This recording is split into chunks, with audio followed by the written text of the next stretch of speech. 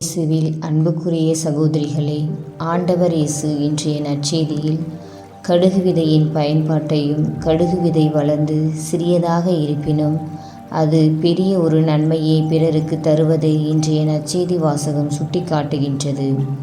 உலகின் பார்வையில் அது சிறிய செடிதான்.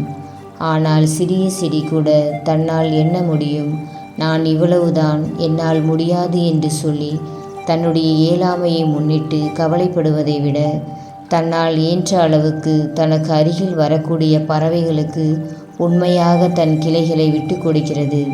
நம்முடைய அழைத்தல் வாழ்க்கையும் அப்படித்தான். ஆண்டவர் பார்வையில் நாம் எல்லோரும் சிறிய கடுகு விதைகள்தான். உலகத்தில் பார்க்கின்ற பொழுது அவர்கள் நம்மை விட பெரியவர்கள், நம்மை விட திறமைசாலிகள், நம்மை விட குணத்திலும் படிப்பிலும் சிறந்தவர்கள் எத்தனையோ பேர் இருந்த பொழுதும் கடுகு விதையாயிருந்த நம்மை ஆண்டவர் தேர்ந்து கொண்டிருக்கிறார். என்னால் என்ன செய்துவிட முடியும்? என்னால் என்ன பயன் இருக்கிறது?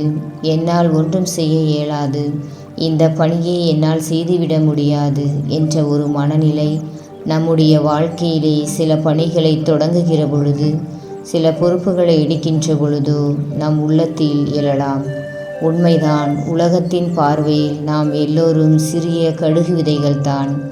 ஆனால் சிறிய கடுகு விதையாகிய நாம் ஆண்டவருடைய கரங்களில் ஒப்படைக்கிற பொழுது, இந்த கடுகு விதையை வைத்துக்கொண்டு ஆண்டவர் ஒரு பெரிய காரியங்களை செய்து விடுகிறார். பல நேரங்களில் மனித வாழ்க்கையிலே நம்முடைய சிறுமையை எண்ணி பார்க்கின்றோம். நான் சிறியவள் என்று சொல்லி நாம் பல நேரங்களில் நம்மை தாழ்த்தி கொள்கின்றோம். ஆனால் கடவுள் சிறியவர்களாக இருக்கும் நம்மை கூட பெரிய பெரிய காரியங்களில் வல்லமையோடு பயன்படுத்துகின்றார். அதைத்தான் விவிலியத்தில் பார்க்கின்றோம். தாவீது என்ற சிறிய பையன் வழியாக பெரும் படையை கோலியாத்தை எதிர்த்து நிற்க பயந்து கடந்த பொழுது ஒரு சிறிய சிறுவனை கடவுள் தன்னுடைய வலிமையின் கருவியாக பயன்படுத்துகின்றார். உலகத்தின் பார்வையில் நாம் சிறியவர்களாக இருக்கலாம். ஆனால் இறைவனுடைய கரங்களில் வல்லமையுள்ள கருவியாக நாம் மாறுகிற பொழுது நம் வழியாகவும் இறைவனால் பெரிய வெற்றிகளை இவ்வுலகில் குவிக்க முடியும்.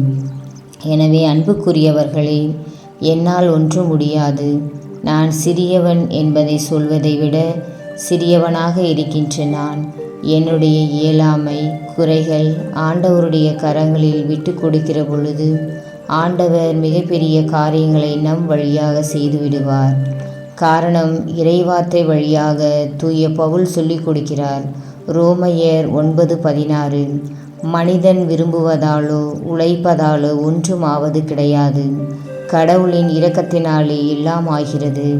எனவே ஆண்டவருடைய பிரசன்னத்தில் என்னால் முடியாது என்ற ஒரு பார்வையை நாம் சுமந்து நடப்பதை விட, நான் சிறியவனாக இருந்தாலும் சிறிய கடுகு மணியைப் போல தோன்றினாலும் ஆண்டவர் கையில் நாம் விட்டு கொடுக்கிற பொழுது கோலியாத்து போன்ற பெரிய எதிரியை கூட வீழ்த்தக்கூடிய வலிமையுள்ள படை வீரராக ஆண்டவர் நம்மை மாற்றுவார். எனவே நம் அழைத்தல் வாழ்க்கையில் ஆண்டவரை கடுகு மணியைப் போல, கடுகு விதையைப் போல எங்களையும் நீர் வல்லமையோடு பயன்படுத்தும்.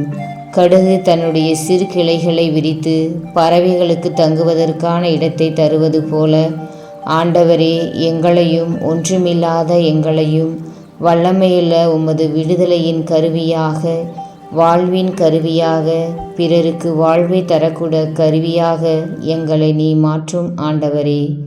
இறைவன் நம்மை அழைத்தலில் வலுப்படுத்தி ஆசீர்வதிப்பார். ஆமேன்.